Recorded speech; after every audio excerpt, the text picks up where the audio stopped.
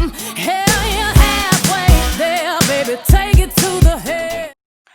So Beyonce just told you guys I'm halfway there. I'm 6 months into my career journey. So I just wanted to take time to make another video, let you guys know how I'm doing and all the things that I'm seeing and learning.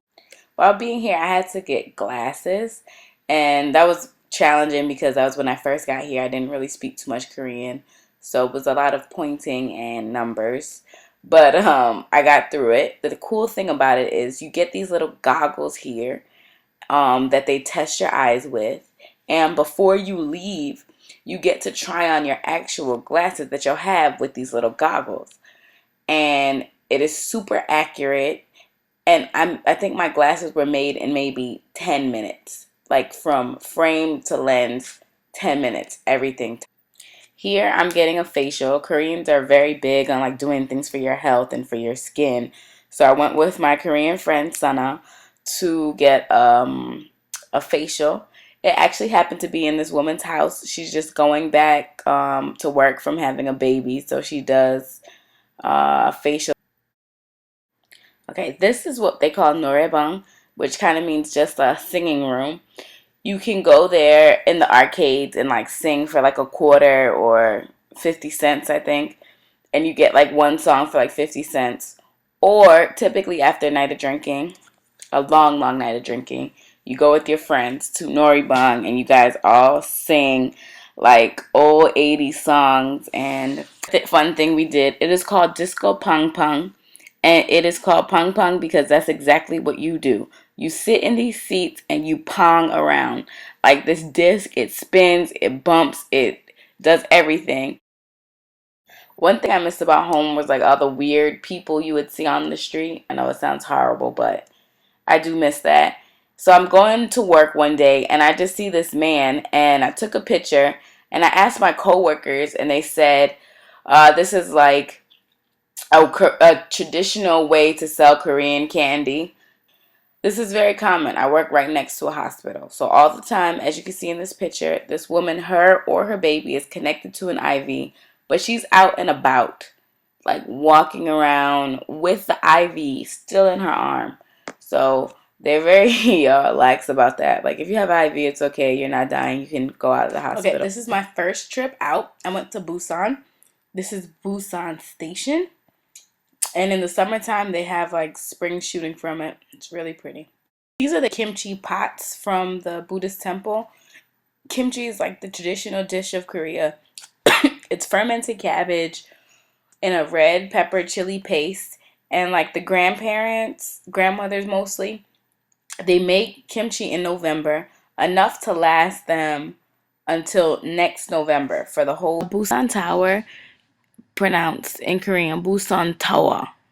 We were trying to get a cab to go here and we were saying Busan Tower and they did not know what we were talking about. But when we said Busan Tower, they took us here with no problem. And you can get to see a view of the whole city of Busan from like the top of this place. And I actually make an appearance in one of my pictures. Yay. These are just more shots of Busan Tower. There is a bell there, a dragon, and a drum. Korea is very relationship oriented and everybody's always in love. Everybody always is dating someone. So you can go like to the top of Busan Tower and take a picture with your significant other here.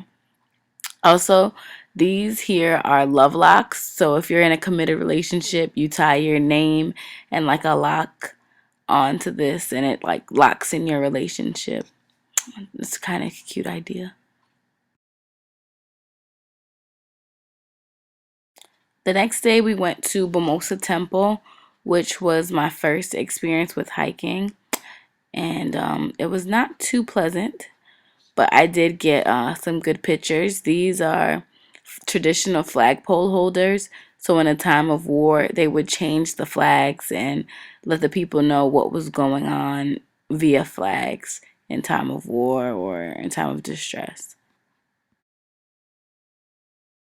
This is the actual entrance to the temple itself. It was also one of the gates during war. I cannot tell you which one because there were so many wars and their history is like 5,000 years going. This is a monument that was built to honor one of the dead kings. This sign shows the end of the temple.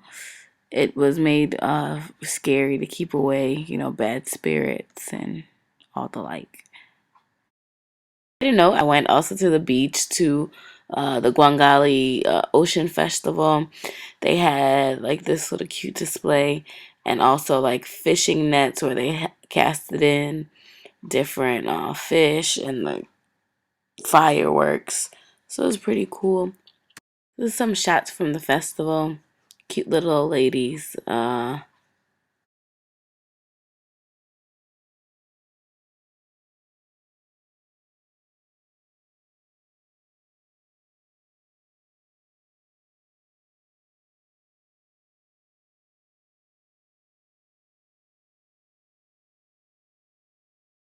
then the festival ended with a huge party on the beach. No complaints there.